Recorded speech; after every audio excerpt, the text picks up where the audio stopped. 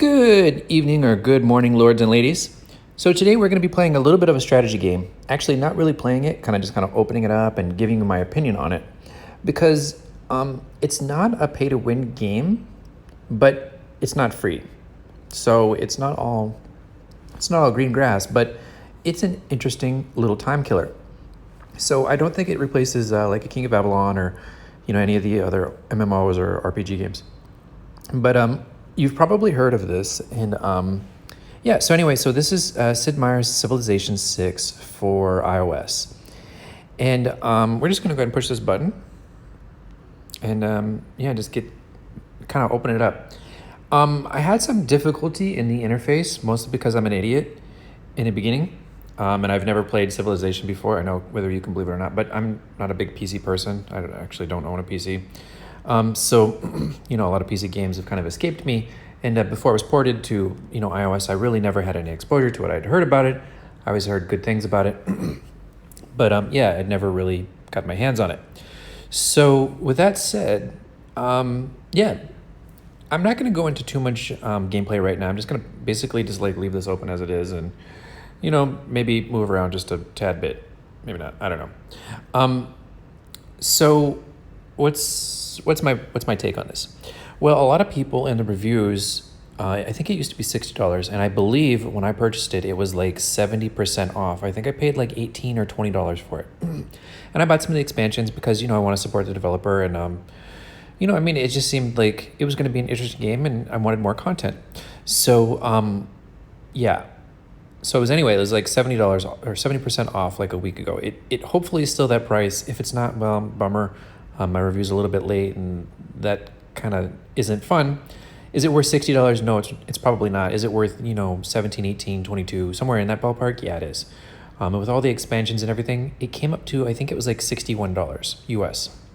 So I know that for an offline mobile game, that might be expensive, but I could tell that they put a lot of thought and, effort and time and love into this game. And so I felt that it was kind of worth it. And I'm not very good at it yet. I've been playing it off and on and trying to get a feel for like my strategy. So one of the things that I have learned is that I'm a warmonger, and I just want to conquer all the little neighbor cities next to me. And that may not necessarily be the best approach that I should be doing. I should probably be building stuff and trying to get up at least, a certain level of technology before I go off and, with my wrist rockets trying to conquer a city. Because it seems like all the cities around me, they basically had a head start somehow or another. But anyway, so I'm late to the show, late to the party, and it's when you go and attack somebody, be careful. Send some scouts. Don't necessarily be a warmonger. The other thing is I found that building next to a boat, next to water and sending the little boat out exploring, man, that really, you can cover just a ton of ground that way. So it's kind of fun. It's kind of interesting. So this is kind of like my 30-second overview of it. It's just a simple, turn-based, move around, kind of explore and kill shit type of game. And, this is almost kind of like what I want to build.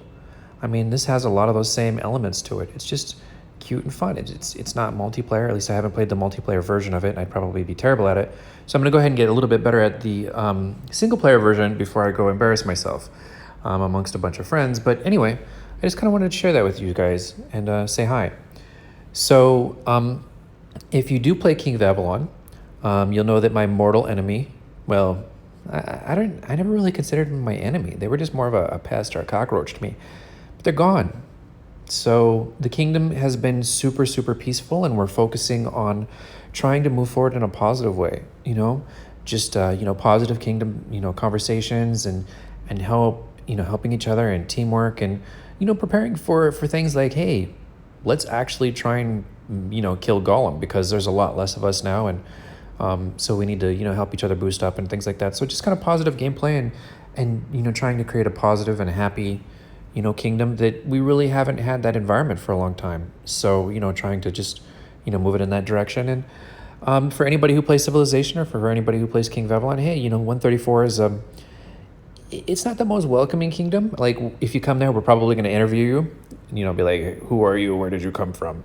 And things like this. But yeah, I mean, we've got, you know, a small Korean alliance, you know, some Russian players, you know, a handful of, you know, players from, you know, Europe and America, and we're all really, really happy.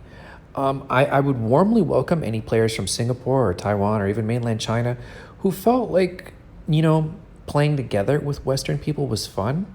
Because in the past, I had a ton of fun actually having, you know, a mixed alliance, because Chinese are really, really passionate about these kind of games, and I love people who play passionately. But it's just kind of, can you guys please leave the hate and the racism, you know, outside of the game? I mean, like, whatever you feel like in your personal life, you know, leave it at the door. And so, you know, I mean, like, everybody's welcome, you know, but don't try to be sneaky. You know, just be straight, honest, you know, person who just wants to just, you know, just kind of be a farmer, you know, and when you want to fight, you want to fight. So anyway, I love you guys, and hopefully you enjoyed this review, and you give Civilization 6 at least a, you know, quick try. So okay, bye-bye for now.